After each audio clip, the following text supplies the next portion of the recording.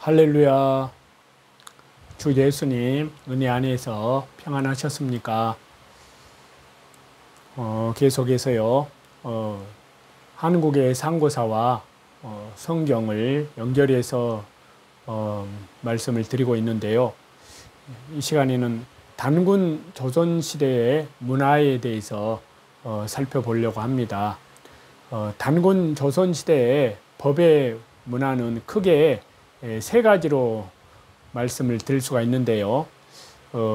초대 단군 왕금의 8대 강령, 그리고 22세 색불루 단군의 8조 금법, 그리고 44세 구물 단군의 구서 지문입니다. 자, 안경전은 단군 조선의 법문화에 대하여 단군 조선의 문화업적 첫째 항목으로 손을 꼽습니다. 이를 환인환국, 환웅배달국의 천지광명 문화인 역사관, 인간관, 신관, 우주관을 정리하여 만세 홍범 사상 생활문화로 정리한 것이고요. 동서고금의 법문화의 시조라고 그렇게 평가를 합니다. 자, 이것을 좀 더 구체적으로 말씀을 드리면요. 우선 첫 번째가 8대 강령인데요. 8대 강령은 환단고기의 단군세기 국조 단군 왕금 제2 93년에 주어진 것으로 기록을 합니다. 이는 단군 왕금이 참된 삶을 위한 가르침으로 준 것으로 보는데요. 자, 8대 강령의 그 내용을 보면은 제1조, 2조, 3조, 4조, 5조, 6조, 7조, 8조로 크게 나눕니다. 그래서 하늘의 법도는 오직 하나요. 그 문은 둘이 아니다 라고 얘기하고요. 그 다음에 제2조는 하늘의 법도는 항상 하나이며 사람의 마음은 똑같다고 그렇게 말을 하고요. 3조는 너를 낳으신 분은 부모요. 부모는 하늘로부터 내려오셨다고 그렇게 얘기를 합니다. 그리고 제4조는 짐승도 짝이 있고 신도 짝이 있는 법이라고 얘기를 하면서 너희 남녀는 좋아하여 원망하지 말고 질투하지 말며 음행하지 말지어다. 그렇게 4조에서는 그렇게 말을 하고 있고요. 제5조는 너희는 10손가락을 깨물어 보아라. 그 아픔에 차이가 없느니라. 그러므로 서로 사랑하며 헐뜯지 말며. 그 다음에 제6조는요. 너희는 소와 말을 보아라. 오히려 먹이를 나누어 먹나니 너희는 서로 양보하여 빼앗지 말며. 제7조는 너희는 저 호랑이를 보아라. 강포하고 신령하지 못하여 재앙을 일으키느니라. 제8조는 너희가 만일 서로 충돌하여 논밭에 불을 내면 곡식이 다 타서 없어져 신과 사람이 노하게 되리라. 이렇게 얘기하면서 하늘을 공경하고 백성을 사랑하여야 너희들의 복록이 무궁하리라. 너희 백성들아 나의 말을 잘 받들지어다. 이렇게 얘기를 하고 있습니다. 자, 이 8대 강령의 의미를 요약을 해보면요. 제1조는 순수한 마음, 두 마음을 품지 말아야 하나님을 뵐 수 있다고 합니다. 제2조는 자기 마음을 다스리고 타인의 마음을 헤아리는 자가 통치자가 된다고 합니다. 제3조는 부모를 공경하는 자가 하나님도 예배할 수 있으며 부모를 공경해야 잘 살 수 있다고 합니다. 제4조는 부부가 좋아하여 원망, 질투, 음행하지 말라고 합니다. 제5조는 사람 사이에 서로 해하지 말고 사랑하여야 번영한다고 합니다. 제6조는 함께 일하고 도적질하지 않아야 번영한다고 합니다. 제7조는 남을 해치지 말며 어려움에 처한 자, 약한 자들을 멸시하거나 돕지 않으면 하나님의 도움을 얻지 못하고 망하게 된다고 합니다. 제8조는요, 아무리 감추어도 마음에 있는 것은 다 드러나므로 악한 생각을 품지 말고 하늘을 공경하고 백성을 사랑하여야 복을 받는다고 그렇게 말을 하고 있습니다. 이 8대 강령의 특징을 보면요, 바른 마음, 순전한 마음으로 하늘을 경외함을 강조하고요, 부모 공경에서 비롯하여 부부, 사람들 서로 간의 바른 관계를 강조하고요, 이웃을 사랑하고 특히 약한 자들을 도와야 함을 강조하고 있습니다. 그리고 이를 행하지 않으면 화가 있고 행하면 복을 받음을 강조하고 있는데요. 자, 이러한 내용은 사실 어느 나라 법에서도 찾기 어려운 내용입니다. 모든 법적인 내용의 기초가 마음으로 하늘을 경외함에서 비롯합니다. 여기에서 하늘은 자연물이나 공간적 이치로서의 하늘이 아니라 인격적 존재로서의 신을, 창조주 하나님을 나타낸 것입니다. 이를 기독교 신앙의 용어로 표현한다면요, 하나님을 경외함으로 라고 대체할 수가 있는데요. 그리고 이렇게 순전한 마음으로 하나님을 경외하는 데서 비롯하여 부모, 이웃, 사랑을 강조합니다. 특히 약자를 보호하고 도울 것을 강조하는데요. 그리고 이러한 강령대로 행함 여부에 따라 각각 화와 복이 있을 것을 강조함으로 끝을 맺습니다. 그리고 이 8대 강령은요, 성경의 가르침과 흡사합니다. 하나님을 경외하고 부모를 공경하고 이웃을 사랑하고 이를 행함 여부에 따른 화와 복을 강조하는 이 내용은 성경의 핵심 계명을 말하고 있는데요. 이 같은 8대 강령은 아까 말씀드린 대로 성경의 가르침과 너무나도 또렷하게 일치합니다. 하나님을 경외함에 마음의 청결함을 강조하는 것은요, 마태복음 5장 8절에 마음이 청결한 자는 복이 있나니 그들이 하나님을 볼 것이며 라는 주 예수님의 말씀을 떠올리게 하고요, 또 부모 공경부터 시작해서 사람들 사이의 바른 관계를 강조하는 것은요, 10계명 제5계명부터 제10계명의 순서를 떠올리게 합니다. 또 이에 따른 화와 복은 말씀의 순종에 따른 화와 복과 같은 그러한 맥락입니다. 물론 단군 왕금의 8대 강령은 일반 은총의 차원에서 주어진 것이고요, 특별 은총, 성경과는 직접 연결시킬 수는 없습니다. 그렇지만요, 유사성 면에서 성경과 상당 부분이 흡사합니다.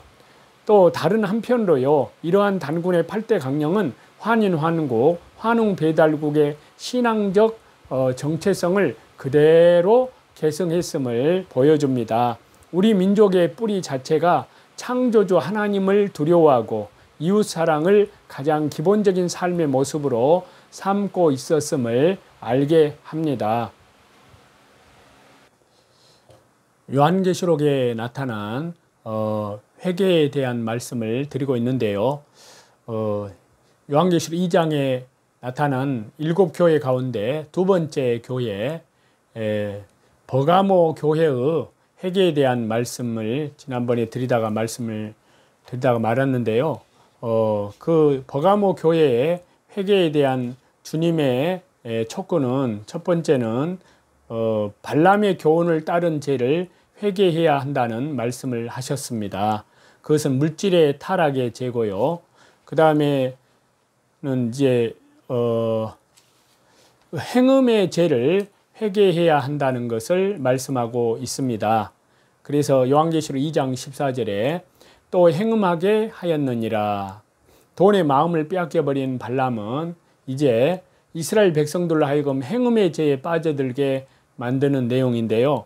민수기 31장 16절에 보라, 이들이 발람의 꾀를 따라 이스라엘 자손을 부올의 사건에서 여호와 앞에 범죄하게 하여, 이렇게 발람의 꾀로 인하여 이스라엘 백성들은 시딤에서 더 없는 죄 가운데로 들어가게 됩니다. 즉 우상숭배의 죄와 간음의 죄를 동시에 범하는 것입니다. 그래서 민수기 25장 1절에서 3절을 보시면요, 이스라엘이 시딤에 머물러 있더니 그 백성이 모압 여자들과 음행하기를 시작하니라. 그 여자들이 자기 신들에게 제사할 때 이스라엘 백성을 청하며 백성이 먹고 그들의 신들에게 절함으로 이스라엘이 바알불에게 가담한지라. 여호와께서 이스라엘에게 진노하시니라. 자, 이스라엘 백성들이 모압의 여인들과 함께 뒤엉키자 하나님은 그들에게 진노하셨습니다. 그리고 또 뿐만 아니라 예수님께서는 음욕을 품고 쳐다만 봐도 이미 간음했다고 말씀하시는데요. 자, 이러한 죄를 하나님께서는 그 죄의 본질을 근절시키라는 말씀을 하십니다. 이것이 진정한 회개인데요. 아직도 망설이고 있는 문제에 대해서 하나님은 한없는 은혜를 준비하고 계신 하나님 앞에 나오라고 말씀하십니다. 주 예수님의 십자가의 보혈, 영원한 속죄함 안에서 회개하지 않으면 큰 심판이 기다리고 있다는 사실을 자각해야 합니다. 하나님은 죄를 증오하시기 때문에 항상 주 예수님의 십자가의 보혈, 영원한 속죄함 안에서 날마다 회개함으로 우리의 죄를 깨끗하게 씻는과 동시에 성화 구원을 이루어 가는 것입니다. 즉 예수 그리스도의 신앙의 인격을 닮아 나아간다는 그러한 말씀인데요. 특별히 버가모 교회의 모습을 통해 보듯이 이 간음죄는 심각한 심판을 전제로 합니다. 그래서 구약성경 레위기 20장 10절에 보시면 누구든지 남의 아내와 간음하는 자 곧 그의 이웃의 아내와 간음하는 자는 그 간부와 음부를 반드시 죽일지니라 라고 말씀하십니다. 간음하는 자를 그 자리에서 죽이라는 말씀인데요. 간음죄가 얼마나 무서운 결과를 초래하는지 잘 보여줍니다. 이 강렬한 외침은 오늘날 누구에게로 향합니까? 하나님을 떠나서 더러운 죄악 가운데 거하는 한국 교회와 성도들을 향하고 있습니다. 현 시대의 성타락을 보시면 교회가 동성연애를 합법화하고 있습니다.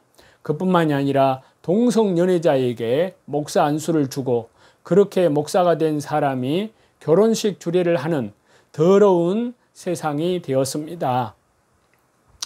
도저히 눈뜨고 볼 수 없는 추악한 일들이 벌어지고 있는 것입니다. 성경이 동성연애를 인정하지 않습니다. 동성연애자에게도 안수를 주는 것이 마땅하다는 법은 어디로부터 왔느냐 하는 겁니다. 하늘 보좌에 앉아 계신 주 예수님께서 이 광경을 보시면서 얼마나 안타까워 하실 거냐 하는 사실인데요. 성적인 타락은 여기에 그치지 않습니다.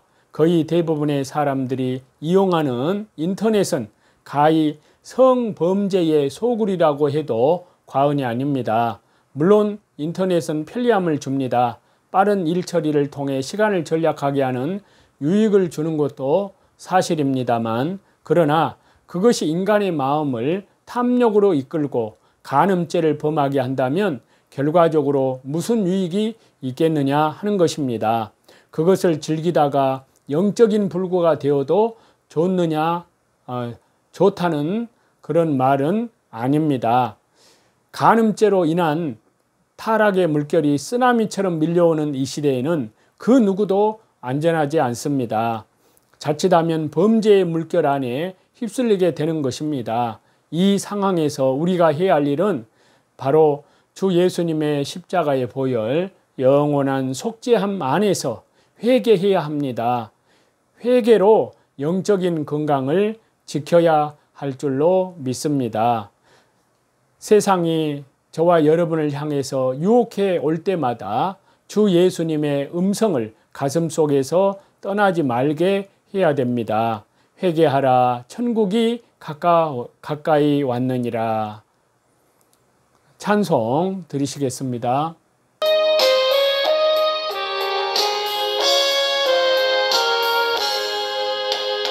시온의 영광이 빛나는 아침, 어둡던 이 땅이 밝아오네. 슬픔과 애통이 기쁨이 되니 시온의 영광이 비춰오네. 시온의 영광이 빛나는 아침, 매였던 종들이 돌아오네. 오래전 선지자 꿈꾸던 복을 만민이 다 같이 누리겠네. 보아라 광야에 화초가 피고 말랐던 시냇물 흘러오네. 이 산과 저 산이 마주쳐 울려 주 예수님은 종을 찬송하네.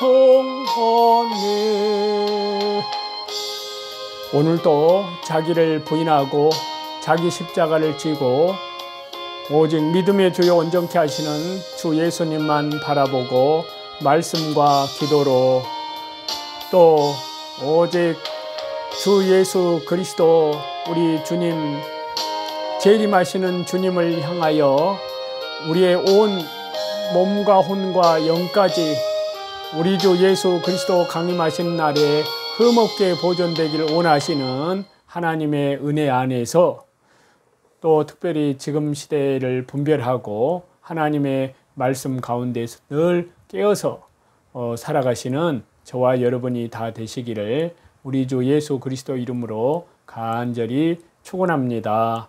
감사합니다.